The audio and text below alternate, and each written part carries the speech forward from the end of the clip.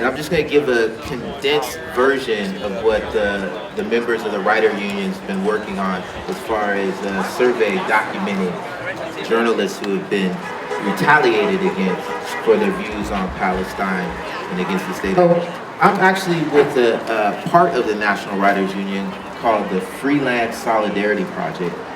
So I'm a videographer and a media producer. And so what the National Writers Union was able to do was able to come together for other freelance workers who aren't part of a union, you know, some of the most victimized workers, and really be able to stand up for them. So I'm really here just representing Freelance Solidarity Project and the National Writers Union. So you want to start? Yeah, sure.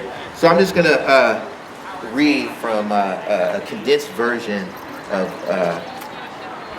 what the survey actually talked about.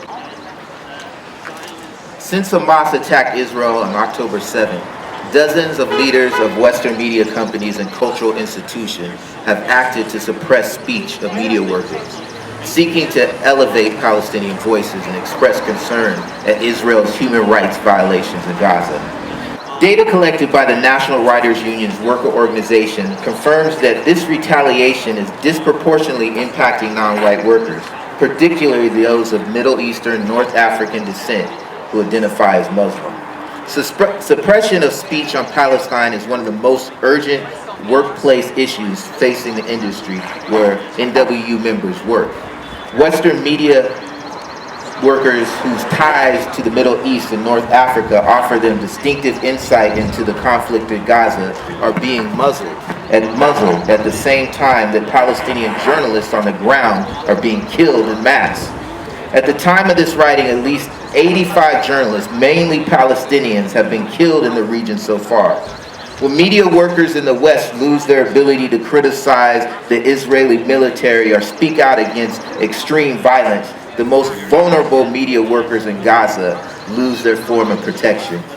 The NWU compiled and verified 40 cases of workplace retaliation of Israel's bombardment of Gaza, impacting a total of more than 100 people since October 7th. Cases compiled in this report were drawn from news reports, social media posts, message exchanges with impacted individuals, and 2 surveys administered by the National Writers Union. This report's definition of retaliation is broad. This refers to any action taken by a venue, outlet, organization, or group that negatively affects a media worker due to their actions that indicate solidarity or support with Palestinians. Three-fourths of the cases where detailed demographic data was available involved non-white people. More than 1/3 of the victims of retaliation were Muslims or people of Middle Eastern and North African descent. The data also showed that Jewish identity was not always a protective factor. At least 5 cases in our sample involved Jewish media workers. First, the survey asked workers to share their experience in the workplace with workplace retaliation. And the second asks workers how they have self-censored themselves because of the threat of retaliation. Every case included in the quantitative analysis was fact-checked, and numerous incidents that could not be verified were left out. In short, the report's findings are not comprehensive and likely represent just the tip of the iceberg. The sample of impacted workers is as diverse as the National Writers Union membership, including freelancers, staffers, 2 editors-in-chief, early career journalists, audio workers, a playwright, a Pulitzer Prize-winning author, and media workers publishing for corporate, nonprofit, and academic organizations. The majority of the cases concerned workers in the United States, but like the membership of the NWU, we also included workers from around the world, employed by outlets in Canada, the United Kingdom, Europe, and Australia. NWU identified 9 cases where media companies fired staffers, terminated long-term contracts, and pursued an employee to resign for expressing solidarity with Palestine. 6 cases involved managers canceling assignments, and action with uniquely impacts freelance workers who depend on short-term contracts for income. Other workers had appearances or events canceled or awards even rescinded.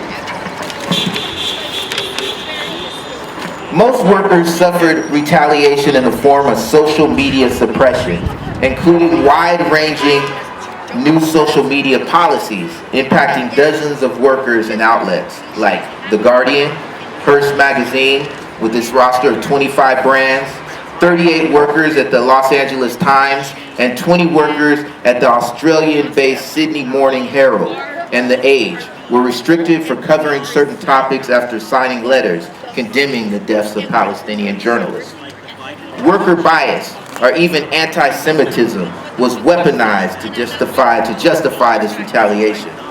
Several news reports have found a heavy pro-Israel internal bias at organizations like CNN, MSNBC, the New York Times, as well as Upday, the most significant news aggregator in Europe. Media company leaders are not acting alone in their retaliatory actions. Several cases involve organizations like Canary Mission, StopAntisemitism.org, Honest Reporting, and the Committee for Accuracy in the Middle East Reporting and Analysis, CAMRA. Such groups pressure media employers to comply with prescribed narratives, in part by labeling workers' social media posts as anti-Semitic. The result of this retaliation tracked by this report is not merely a removal of several dozen media workers from their platforms, but the silencing of countless others. The majority of 22 respondents in the NWU self-censorship survey said that they felt much more pressured to self-censor themselves before October 7th. Much more pressure than before October 7th. All but one participant said that they felt that they should avoid speech that demonstrates solidarity with Palestinians, criticize Israel's action, or characterizes the bombardment of Gaza's ethnic cleansing or genocide. Survey participants named firing, blacklisting, marginalization within the industry as consequences they expected where their voice and views were the conflict. Even more urgent than the loss of income and opportunities experienced by journalists in the West is the deadly violence and smear campaigns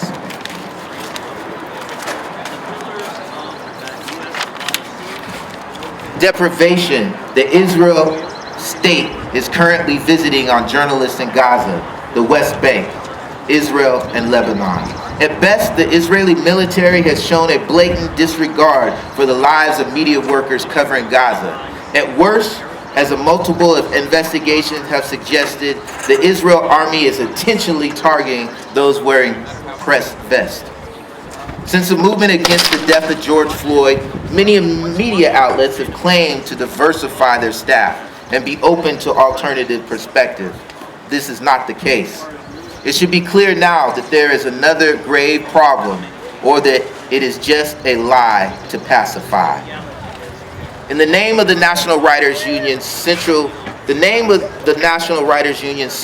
mission is to advance media workers' economic status and working conditions. We call for the immediate and permanent ceasefire in Gaza. Thank you.